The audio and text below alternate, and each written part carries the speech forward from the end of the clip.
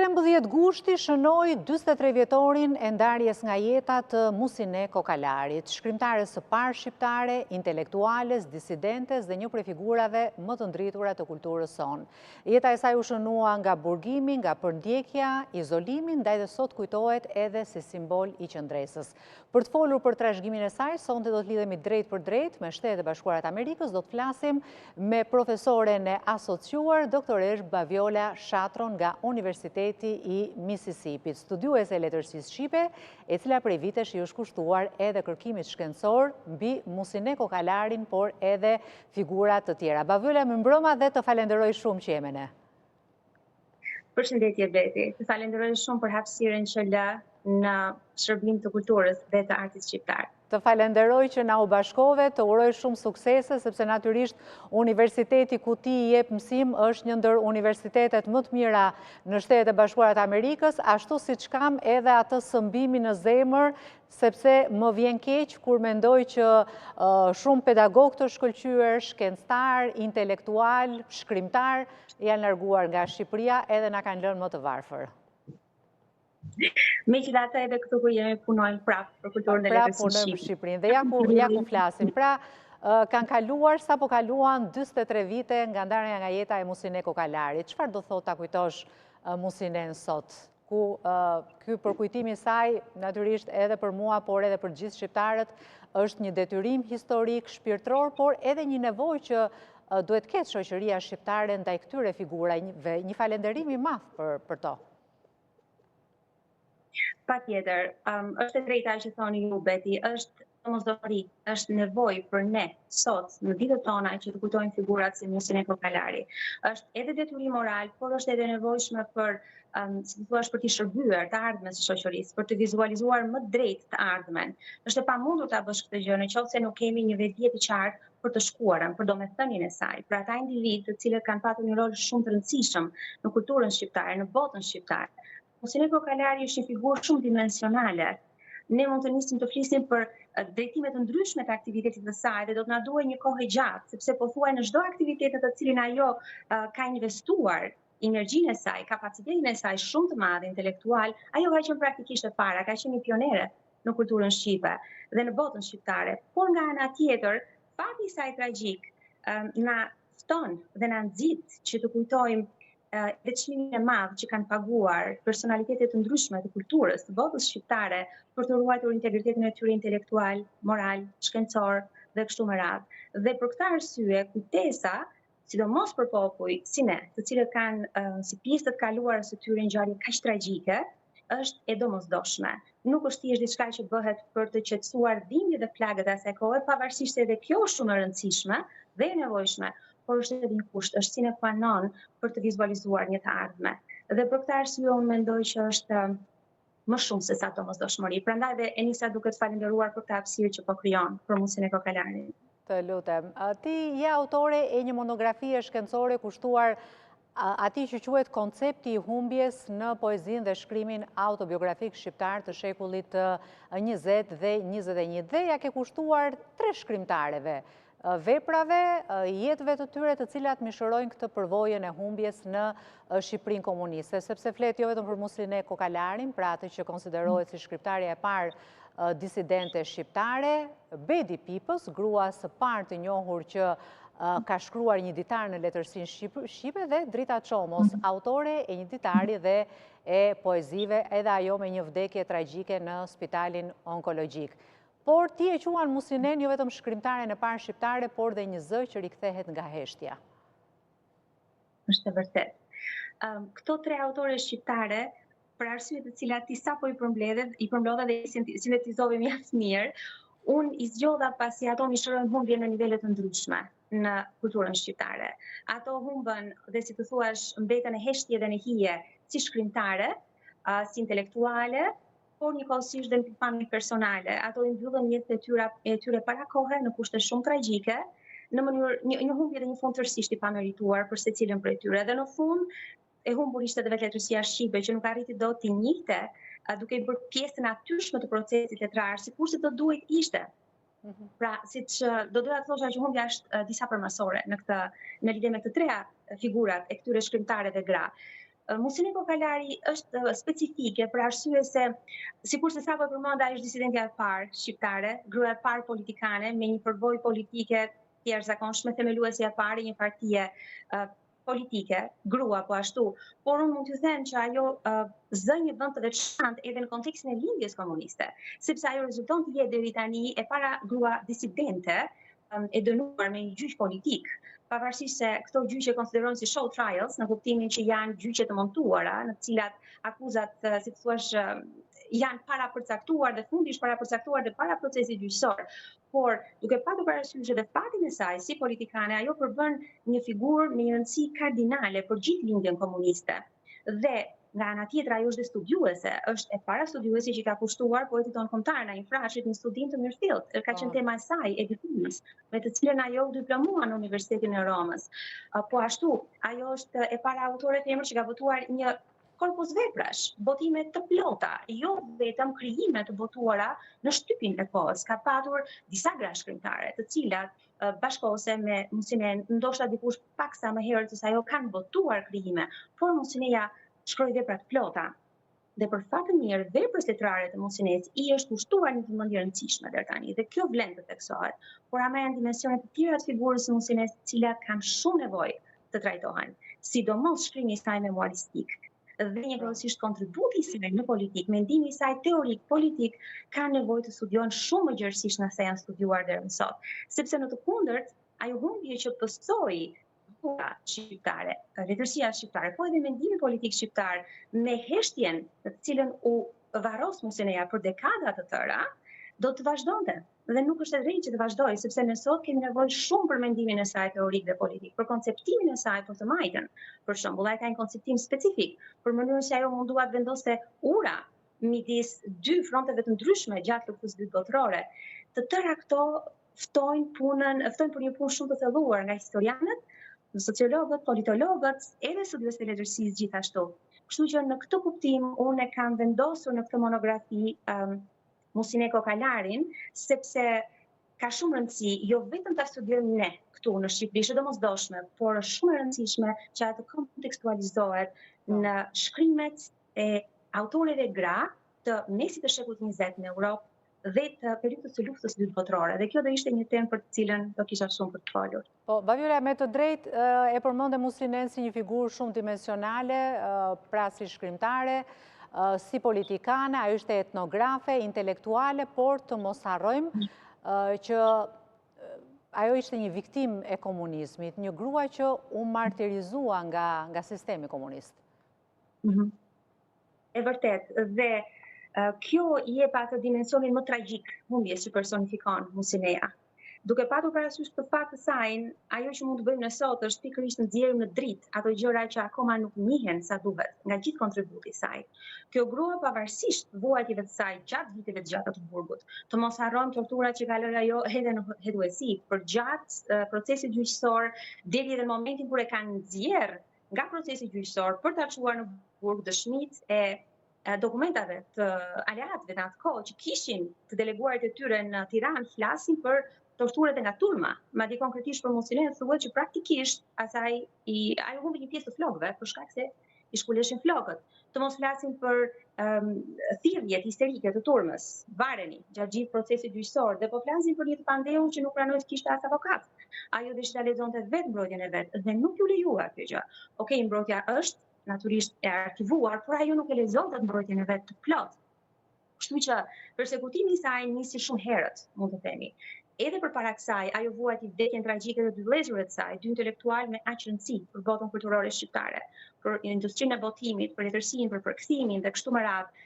Dhe edhe vetveshja e saj në gjyqin e saj është ikonike, sepse ajo pamje me veshjet e Zis është një deklaratë jashtëzakonshme shumë e fuqishme kundër pushtetit, për të treguar lufta juaj e klasave që ndanet e familje nga brenda nuk mund të funksionojë në standardin që përfaqëson Musine Kokalari. Ajo mbajti zi për dy vëllezërit e saj, dhe mbeti një motor që në një kuptim, si thua, zemra e saj nuk u qetësua kurrë, natyrisht, dhe është e kuptueshme për shkak të mënyrës si u ekzekutuan ata.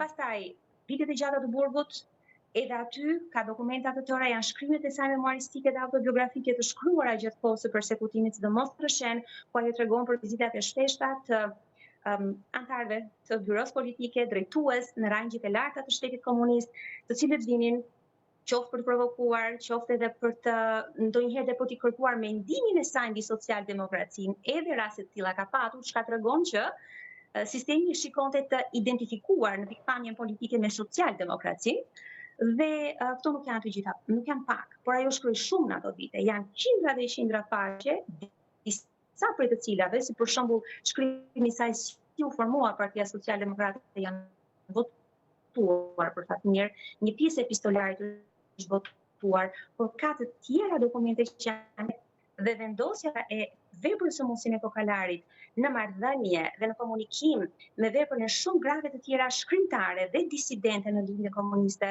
do të ishte një domosdoshmëri jo vetëm për kulturën shqiptare, por në vetvete për të avancuar dije në këtë fushë. Mendoj se çdo shtet, po të kishte një Muhsine, do të kishte bërë shumë vazhdimisht. Shumë më tepër. Aq më tepër kur mendojmë që Muhsineja e ndërtoi këtë identitetin e saj përmes mendimit, përmes shkrimit dhe ishte pazakont kjo për një grua shqiptare të viteve 30-40, të një shoqërie patriarkale që gjithsesi ishte në hapat e parë të emancipimit. Është e vërtet, Beti. Dhe ajo jo vetëm që botoi, në fillim ajo botoi me pseudonime, Muza, Tacita, por mua më bën përshtypje për shembull se ajo jo vetëm botoi për shembull prozën e shkurtër, poezinë, me të cilat, si të thuash, mund të ketë një farë lidhje me shkrimtarët e para grata asaj kohe. Kemi parasysh edhe shoqen e saj, Selshi Xhetsiun, ose botimet e Olga Plumbit, Mila dhe Vangjeli dhe të tjera, por më tepër më bën përshtypje fakti që në të 20-tat e saj, ajo vendos të shkruante një memuar. Ajo është e para grua që njihet si autore e një memuari për vitet e saj universitare. Brezi Muhsines pati dhjetra dhe dhjetra vajza të cilat u shkolluan në Perëndim, në Francë, në Itali, në Austri, por Muhsineja deri më sot ne njohim Muhsinen që të ketë shkruar realisht memuar të plot për vitet e saj universitare. Dhe ai është një lloj shkrimi mjaft personal. Ky në ato që ne i quajmë life writing. Domethënë është një, si thua, të bësh pjesë të botës tënde, të kujtimeve të tua në një moshë aq të veçantë, si një vajzë re në një shtet perëndimor, ndërsa vjen nga një shtet shumë i vogël, dhe për një kohë, siç thot Muhsineja, unë jetoja në vendin e atyre që pushtuan vendin tim, që shtonte shumë presionit dhe teshës së saj psikologjike, sepse ishte pushtimi fashist i Shqipërisë, gjatë kohës që ai studionte në Rom. Por po të shikojmë të gjitha këto bashk, ajo është me të vërtet pionere në çdo kuptim. Të shkruash një memuar një moshë aq të re, në atë moment historik, është diçka jashtëzakonshme. Muhsineja studioi në Romën e mrekullueshme, në Italinë e mrekullueshme, e megjithatë vendos të kthehet në Shqipëri. Edhe ky është një akt i guximshëm, i një të reje që dëshiron të kontribuojë për vendin e vet. Shumë e vërtet. Ajo në memuar na jep shumë informacion sepse quante të natyrshme këtë gjë. Edhe në shkrime, disa nga shkrimet që ka shkruar gjatë kohës së përsekutimit në Rëshen ka një sër të dhënash me rëndësi. Për shembull shumë biseda që bënte ajo me italian, të cilëve u tregonte pse ardhja e Italisë në Shqipëri është thjesht pushtim. Nuk i ftoi askush, thoshte, nuk kemi nevojë për një civilizim që vjen përmes armëve. Janë disa episode që nuk gjenden tek memuari Lamia Vita Universitaria, gjenden më vonë, por të para së bashku ato na krijojnë të kuptuar shumë të gjerë të mënyrë se si e shikonte Muhsineja lidhjen e saj me vendin.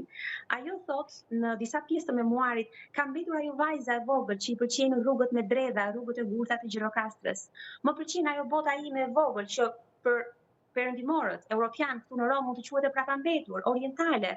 Unë kam mbetur ndoshta primitive, siç më quajnë ata.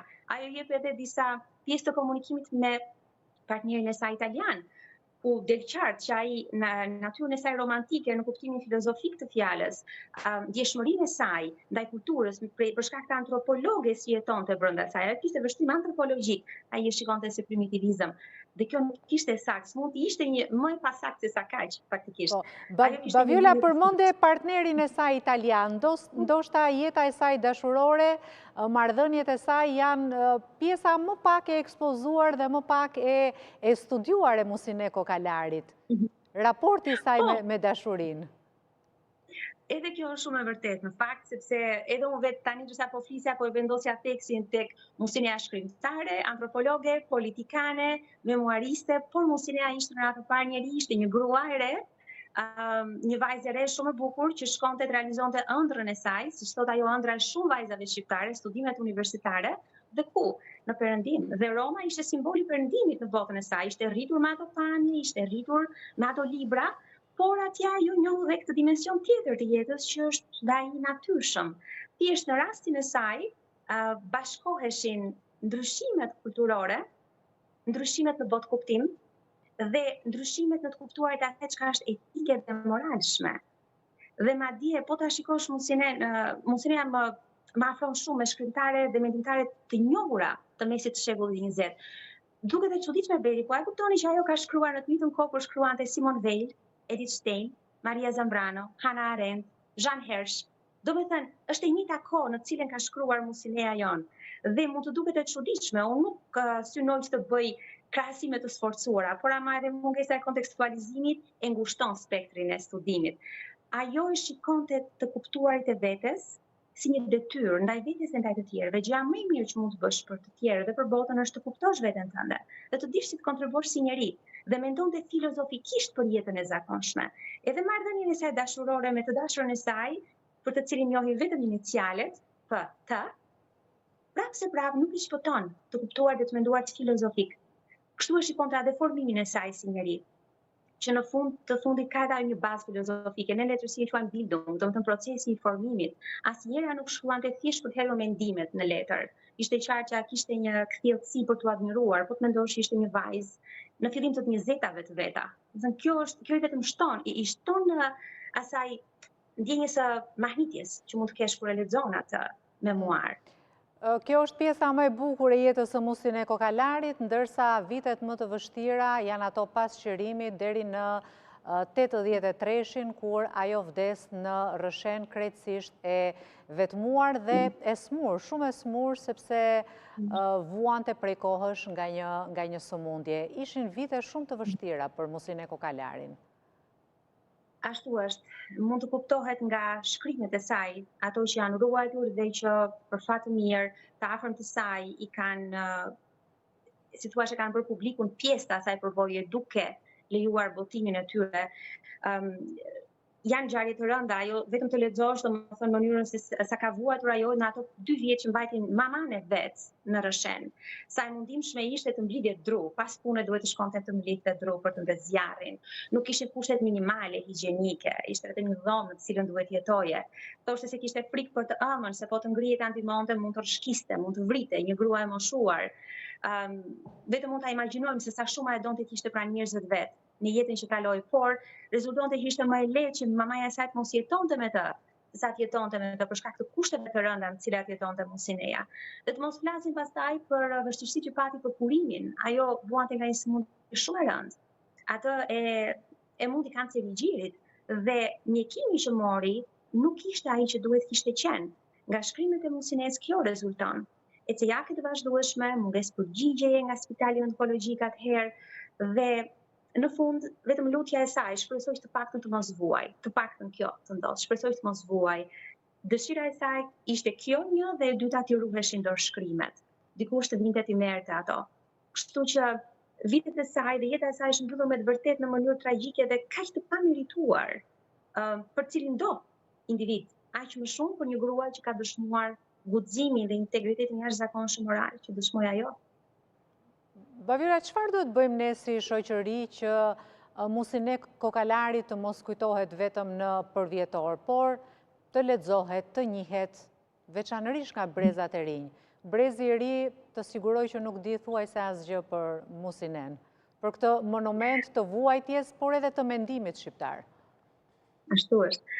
Unë falenderoj për pyetjen, por më vën në pozitë vështirë me këtë pyetje veti, sepse kërkon më shumë punë dhe më shumë mund për t'ju përgjigjur si duhet, dhe mendoj se duhet jemi disa vetë që t'i përgjigjemi, në kuptimin që gjithsecili nga ne në përputhje me fushën në të cilën punon, kontribuon diçka në krijimin e një diapazoni më të gjerë që do t'i përgjigjë asaj që i ka dhënë Musine Kokalari Shqipërisë.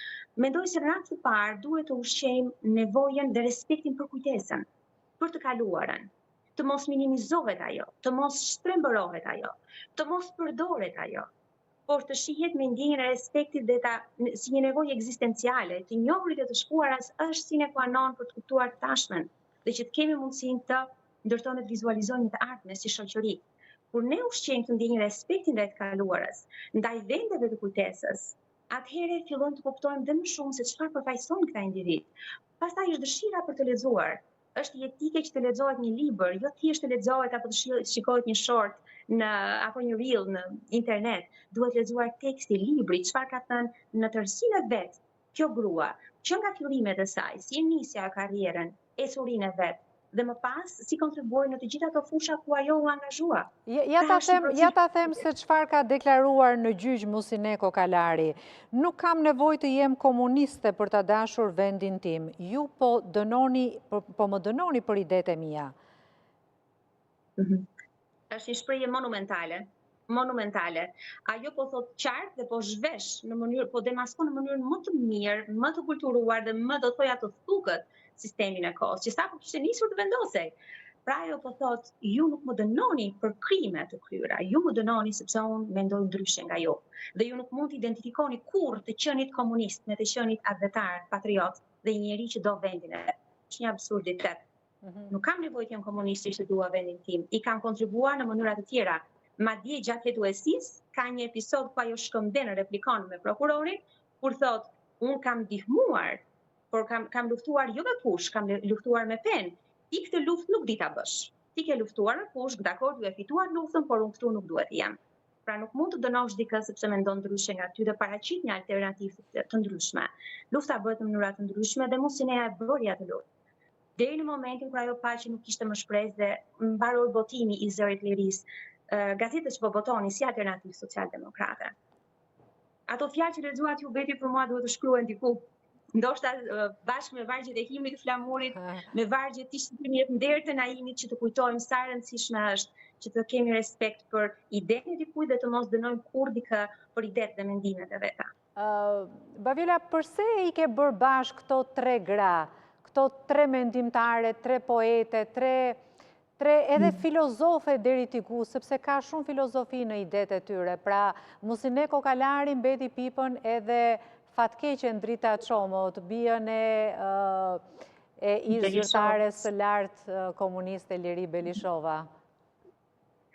Më duke edhe logjikshme edhe natyrshme që të ishin bashkë, sepse secila prej tyre përfaqëson një dimension të humbjes në letërsinë shqipe, në jetën shqiptare, në shoqërinë shqiptare, që nuk duhet harruar kurrë.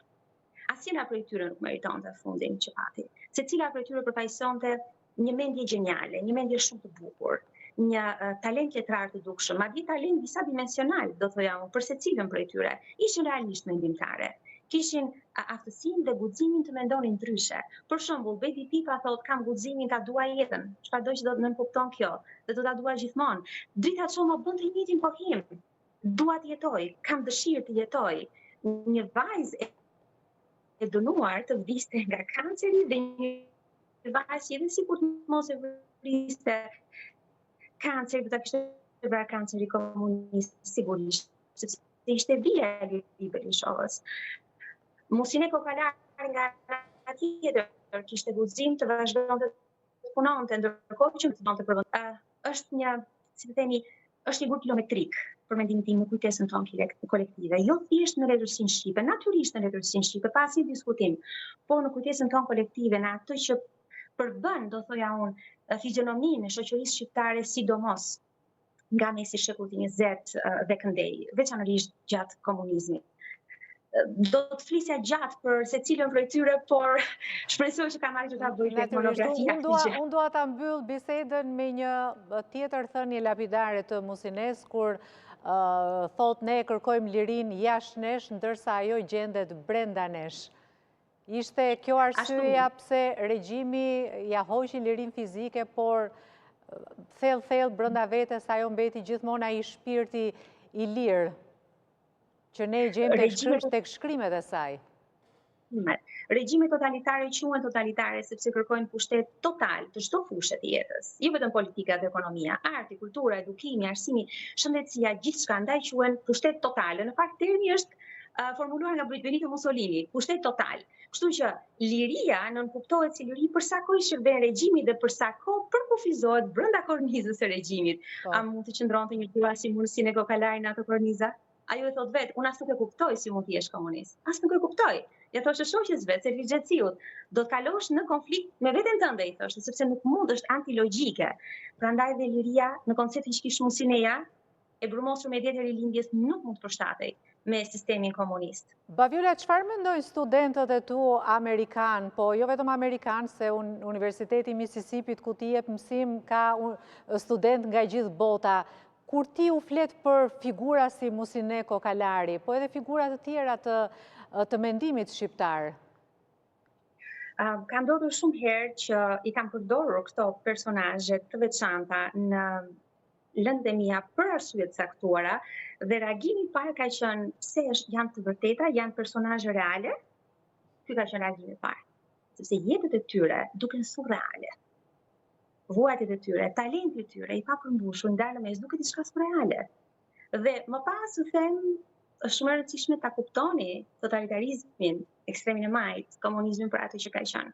Dhe ne nuk e njohim nga librat, ne e njohim nga jetët e njerëzve që i kemi parë, që vazhdojnë të dëshmojnë dhe kur nuk arritën të ndjetojnë të dilin gjallë nga komunizmi na kanë lënë disa dëshmi që kanë një vlerë të madhe dhe dihet edhe sot që tani më memuar trajtohen si materiale në dobi të analizës historike. Nuk janë thjesht krime personale, janë më shumë se aq. Japin një vështrim për një histori jo zyrtare, të cilën sistemi